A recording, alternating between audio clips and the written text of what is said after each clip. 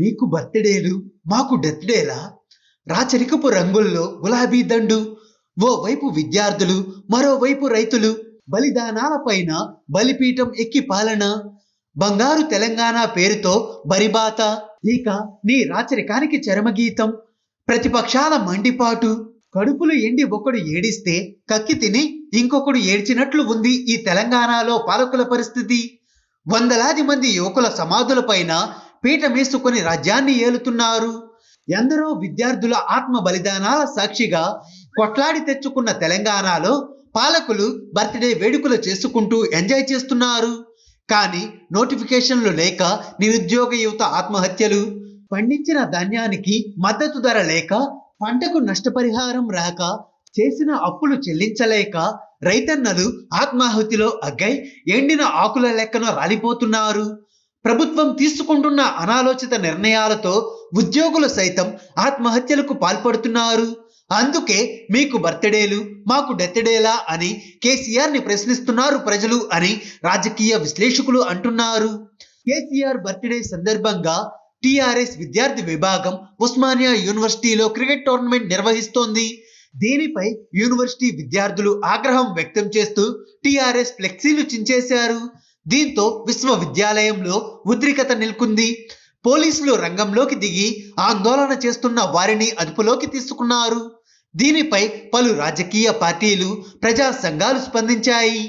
ఒక పక్క నోటిఫికేషన్లు రాక నిరుద్యోగులు ఆత్మహత్యలు చేసుకుంటుంటే, మరోవైపు కేసీఆర్ బర్త్డే పేరుతో టిఆర్ఎస్ నేతలు క్రికెట్ టోర్నమెంట్ పెట్టడం సిగ్గుచేటు అని తీవ్ర స్థాయిలో ధ్వజమెత్తారు. చదివిన చదువుకు తగ్గ ఉద్యోగం రాక నోటిఫికేషన్ల కోసం ఎదురు చూసి విరక్తి చెంది నిన్న కాక మొన్న మహబూబాబాద్ జిల్లా బయ్యారానికి చెందిన యువకుడు రైలు కింద పడి ఆత్మహత్య చేసుకున్నాడు. అతను రాసిన సూసైడ్ నోట్లో చాలా క్లియర్ గా తన చావుకి ప్రభుత్వమే కారణం అని చెప్పాడు. సీఎం కేసీఆర్ నోటిఫికేషన్ ఇస్తాడు అనే నమ్మకం పోయింది అని కూడా తన సూసైడ్ నోట్లో రాశాడు. ఇప్పటికే అనేక మంది నిరుద్యోగ యువకులు ఆత్మ బలిదానాలు చేసుకున్నారు. నిత్యం ఎక్కడో ఒక చోట నుంచి ఆత్మహత్య చేసుకున్న వార్త వినిపిస్తూనే వస్తుందని నాయకులు ఆవేదన వ్యక్తం చేస్తున్నారు. ఎంత జరుగుతుంటే కనీసం మానవత్వం లేకుండా కేసీఆర్ బర్త్డే వేడుకలకు యూనివర్సిటీని వేదిక చేసుకొని సంబరాలు జరపడం అంటే పుండు మీద కారం చల్లడం కాదా అని ప్రశ్నిస్తున్నారు. అయినా రాజ్యమే నాది అయినప్పుడు సిపాయిలది ఏముంది ఇక్కడ అని అనుకోవచ్చు.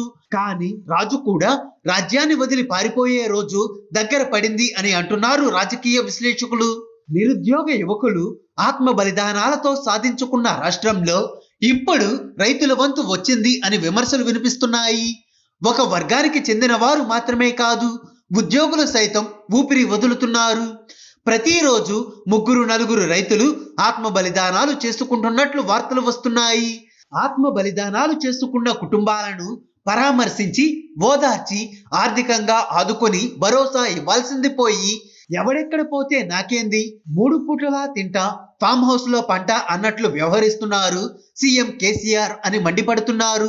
ఇలా బాధ్యత రహితంగా వ్యవహరించడం దుర్మార్గం అని పలు రాజకీయ పార్టీల నాయకులు, ప్రజా సంఘాల నాయకులు మండిపడుతున్నారు.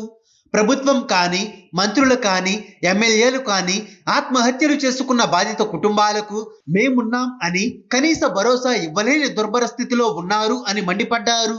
మీదికెళ్లి రెచ్చగొట్టే వ్యాఖ్యలు చేయడం, మీ మాటలిని ఆత్మ బలిదానాలు చేసుకున్న కుటుంబాలను పరామర్శించేందుకు వెళ్తున్న ప్రతిపక్ష నాయకులను అడ్డుకోవడం, గృహ నిర్బంధాలకు పాల్పడడం, అరెస్టు చేయడం లాంటి చర్యలకు పూనుకోవడం, ఇదేనా మీ పాలన?